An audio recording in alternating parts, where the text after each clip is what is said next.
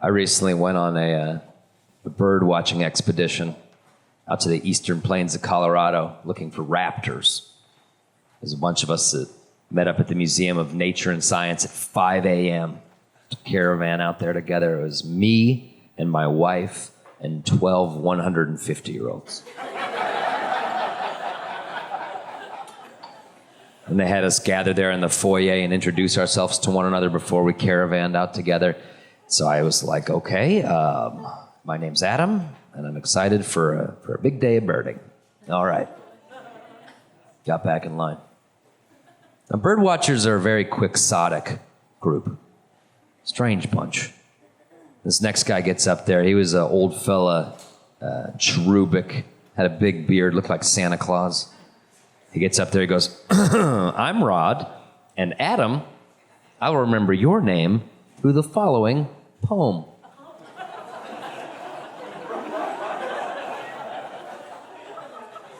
And then he cleared his throat.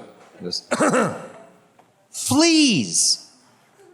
Adam had 'em. I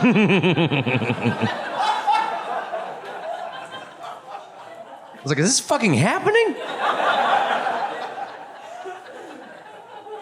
So even though it wasn't my turn to speak again, I got back in front of the group. And I said, hey, Rod, I'll remember your name through the following poem. Rod, what a cocksucker.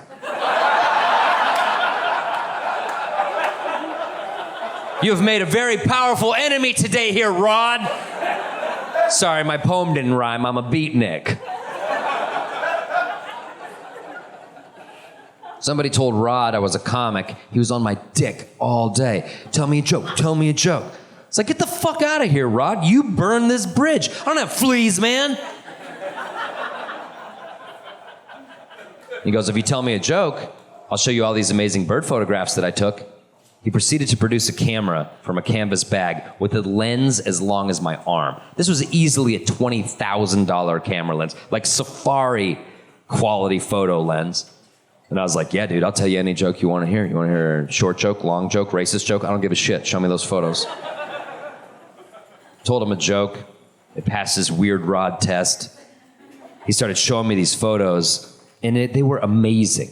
Like, it was clear that this dude had cultivated this skill over decades of bird watching.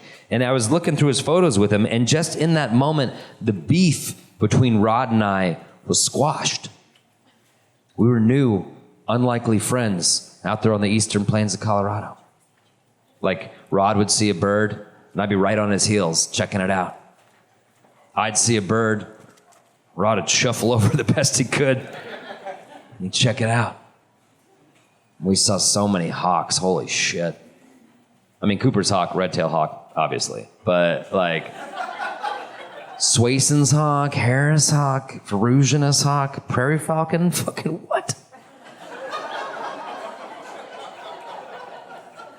But you want to see an owl. You're out there looking for raptors, you want to see an owl. And I was the first person to see an owl. Because again, my eyes are like 95 years younger than anybody in the... It's like, Rod, I got an owl. Rod came over, framed it up in his camera, took a bunch of dope photographs that he later emailed the entire group. And I sat next to Rod on the car ride home. And I just thought about all we had been through over the course of the day. And I felt really close to him. I felt close enough to produce a piece of paper from my pocket. And I said, Rod, I don't want to be the clipboard hero outside of Trader Joe's. But you and I both know they're fracking the shit out of this area.